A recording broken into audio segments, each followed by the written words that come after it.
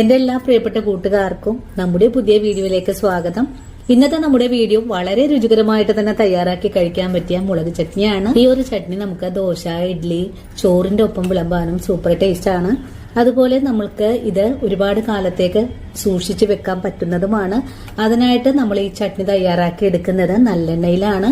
നിങ്ങൾക്ക് വേണമെങ്കിൽ വെളിച്ചെണ്ണയിലും ഈ ഒരു ചട്നി തയ്യാറാക്കാൻ പറ്റുന്നതാണ്. ഇനിയിപ്പോ നിങ്ങളുടെ മക്കൾ വിദേശത്തൊക്കെ പഠിക്കാൻ പോകുന്ന സമയത്ത് ഇതുപോലൊരു ചട്നി തയ്യാറാക്കി കൊടുക്കുവാണെങ്കിൽ അവർക്ക് ദോശ, ഇഡ്ഡലി, ചോറ് അങ്ങനെ എന്തിന്റെ കൂടെയും സെർവ് ചെയ്ത് കഴിക്കാവുന്നതുമാണ്. അപ്പോൾ എങ്ങനെയാണ് വളരെ രുചികരമായിട്ടുള്ള കാരറ്റ് ചട്നി അഥവാ മുളക് ചട്നി തയ്യാറാക്കി എടുക്കുന്നതെന്ന് നമുക്ക് വീഡിയോയിൽ കണ്ടു നോക്കാം.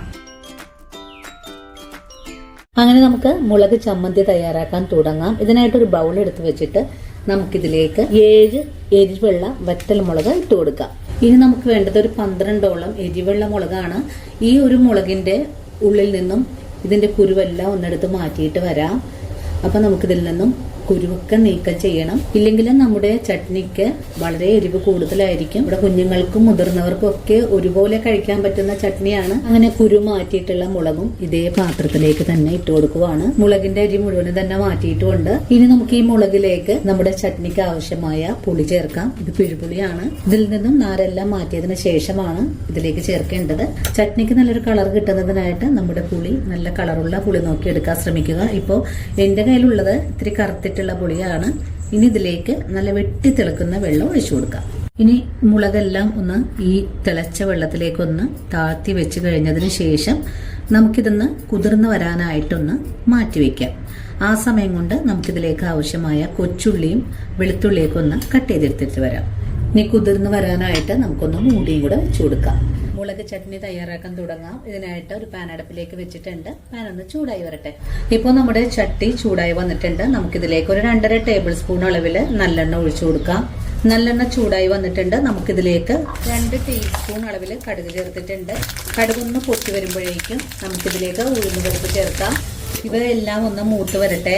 ഉഴുന്നുപരിപ്പ് ഇപ്പൊ മൂത്ത് കഴിഞ്ഞാൽ നമുക്ക് ഒരു 1/2 കപ്പോളം കൊച്ചുള്ളി ചേർക്കാം.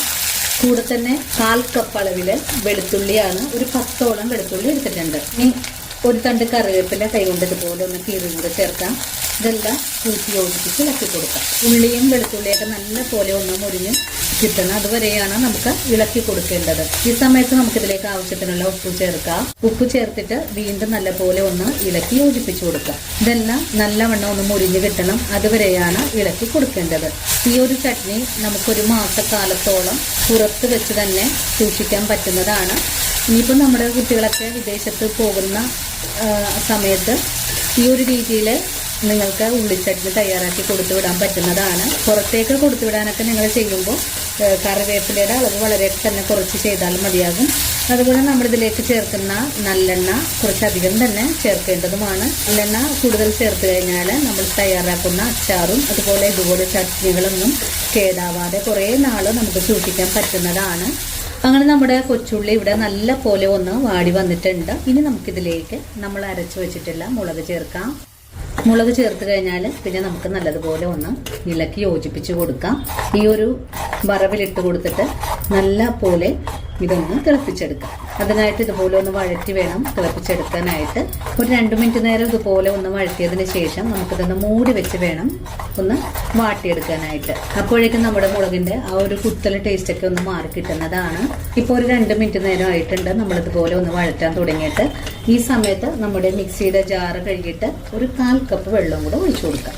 അതിനുശേഷം ഒന്ന് ഇളക്കി യോജിപ്പിച്ച് കൊടുക്കാം. ഈ ഒരു ചട്നി നമുക്കൊന്ന് മൂടി വെച്ചിട്ട് വേണം തിളപ്പിച്ചെടുക്കാനായിട്ട്. അല്ലെങ്കിൽ ഇതിൽ നിന്നുള്ള വെള്ളമെല്ലാം താഴേക്ക് പൊട്ടിത്തെറിച്ച് വീഴുന്നതാണ്. നമുക്ക് നമ്മുടെ ചട്നി ഒന്ന് മൂടിയും കൂടെ വെച്ച് കൊടുക്കാം. ചെറിയ തീയിലിരുന്നുകൊണ്ട് 2 മിനിറ്റ് നേരം ഒന്ന് വെന്ത് കിട്ടണം. അതുവരെയും നമുക്കൊന്ന് മൂടി വെച്ച് കൊടുക്കാം. ഒരു 2 മിനിറ്റ് കൂടുമ്പോൾ നമുക്ക് ഇതുപോലെ ഒന്ന് ഇളക്കി യോജിപ്പിച്ച് കൊടുക്കാം. 2 മിനിറ്റ് കൂടുമ്പോൾ ഇതുപോലെ മൂടി തുറന്നൊന്ന് ഇളക്കി കൊടുക്കണം. അതിനുശേഷം വീണ്ടും നമുക്ക് മൂടി വെച്ച് തന്നെ കൊടുക്കാം. നമ്മുടെ ഈ ഒരു ചട്നിയിൽ നിന്നും എണ്ണ എല്ലാം തെളിഞ്ഞു വരും. അതുവരെയാണ് നമുക്കൊന്ന് തിളപ്പിച്ചെടുക്കേണ്ടത്. അങ്ങനെ നമ്മുടെ മുളക് ചട്നി മൂടി വെച്ചിട്ട് ഒരു 5 മിനിറ്റ് ആയിട്ടുണ്ട്. നമുക്കിനി മൂടി തുറന്ന് നോക്കാം. അതിനുശേഷം ഫ്ലെയിം ഓഫ് ചെയ്ത് കൊടുക്കുന്നതിന് മുമ്പായിട്ട് നമുക്കിതിലേക്ക് ഒരു കാര്യം കൂടെ ചേർക്കണം. 1 ടീസ്പൂൺ അളവില് ശർക്കരപ്പൊടിയാണ്. ശർക്കരപ്പൊടി കൂടെ ചേർക്കാം. ഇനി ഒന്ന് ഇളക്കി യോജിപ്പിച്ചതിന് ശേഷം ഫ്ലെയിം അങ്ങ് ഓഫ് ചെയ്ത് കൊടുക്കാം. അപ്പോൾ വളരെ രുചികരമായിട്ടുള്ള മുളക് ചട്നി ഇവിടെ തയ്യാറായിട്ടുണ്ട്. ഈ ഒരു രീതിയിൽ നിങ്ങൾ എല്ലാവരും തയ്യാറാക്കി നോക്കണേ. തയ്യാറാക്കി നോക്കുമ്പോൾ നിങ്ങൾക്ക് ഈ വീഡിയോ ഇഷ്ടപ്പെടുവാണെങ്കിൽ തീർച്ചയായിട്ടും നമ്മുടെ ചാനൽ ഒന്ന് ഫോളോ ചെയ്യാൻ മറക്കരുത്. അതുപോലെ വീഡിയോ കുറിച്ചുള്ള അഭിപ്രായങ്ങളെല്ലാം കമന്റ്സ് ആയിട്ട് അറിയിക്കാനും മറക്കരുത്.